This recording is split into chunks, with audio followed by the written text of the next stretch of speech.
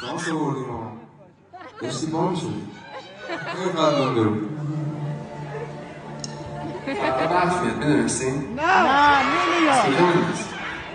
من باز خودم گفتم زیر لحظه میخوام شما باشتون خوش نمیزنه الان؟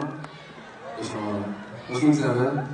به چرا کسی تو نمیاد دقت کردم اصلا این همه آدم داشتی بهش اشاره میکردی حواسم درست دیدم؟ من دیدم چرا اذیت میکنه دختر رو یه جوری ساکتم که بتونم الان دیالوگ دارم ببخشید وسط صحبتتون ما کنسرت گذاشتیم شهرمنده